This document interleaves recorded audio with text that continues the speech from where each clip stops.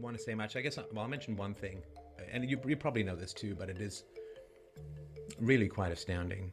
You know, in the Christmas time, 1914, I mean, one of the reasons that people signed up was, of course, the religious and Kielbot class conditioning of the schools and the churches. And another was that war had generally been a fairly short adventure before. And of course, everyone signed up in the summer saying, oh, get me to there because, this has been 100 years since we last had a good old war and it's probably going to be over by Christmas, so get me to the war on time was the big drive. When the lines began to harden in France, and there was one village that was literally fought over for over 4 years, and nobody ever took it. Christmas Day, 1914. The guns are silent, and over the craters and the body parts and the barbed wire and the little pockets of poison gas and the burping earth of feral discontent, the soldiers wake to hear singing. It's Christmas. They wake to hear Christmas songs. And they hold the white flags up, and the Germans and the British, and in other places the French, they climb into no man's land and they don't fight. They sing songs with each other. They share drinks. They try to learn each other's language in a rudimentary fashion if they didn't speak it already. They embrace. They play soccer in no man's land. They are brothers. They are friends. They are not slaughtering each other for a day, for an idea, for a belief, for Jesus. This was completely horrifying to the commands on both sides of the conflict, and soldiers were severely disciplined for this, and severe discipline 100 years ago was a pretty significant thing. But that day of peace and brotherhood and drinking songs and football is an astonishing moment of crystalline brotherhood in an otherwise suicidally, fratricidally malevolent conflict. It shows to me just the power of an idea to end slaughter, the power of a thought, of the possibility of peace spontaneously emerging between people who the day before and the day after will return to attempting to kill each other in as great and horrible manner as possible. That has to me always been absolutely an astounding moment in human history. And when I first read about that when I was a kid, it haunted me. It haunted me for like 40 years. It's haunted me.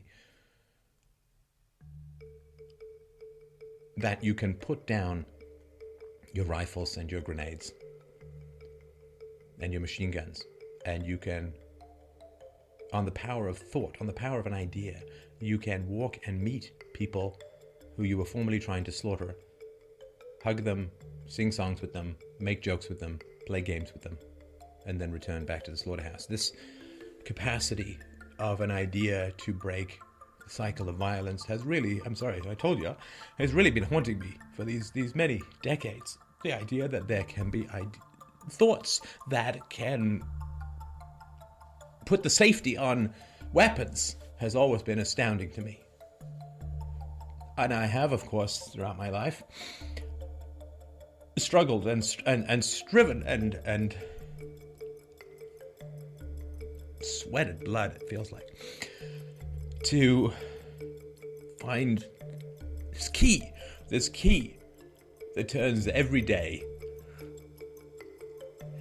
into hug your enemy Christmas time. And I've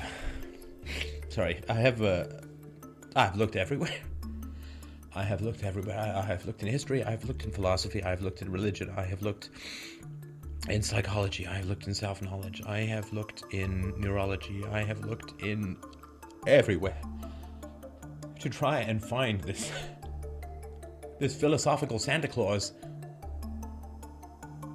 that brings a scabbard for the endless sword of the species to put this goddamn stuff away and stop killing each other. And stop hurting each other. For nothing!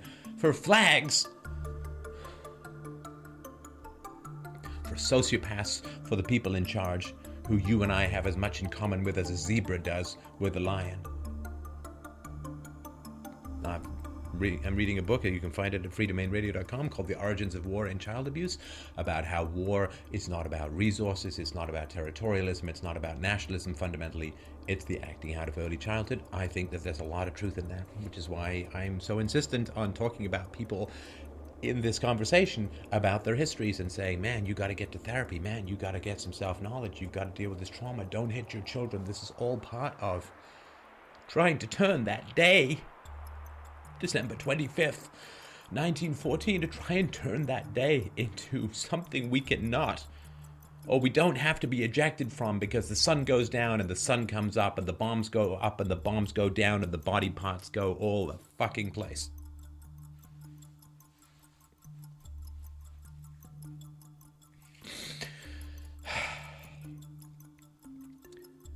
So, we can't have that. We can have that day forever if we want as a species. You could read your Alice Miller, Poisonous Pedagogy. Adolf Hitler was beaten so severely he went into comas. German children were hung from hooks. German babies were hung from hooks in tight swaddling, infested with parasites and ticks, and so when he refers to enemies of the state as parasitical bloodsucker, he invokes powerful body trauma memories in people.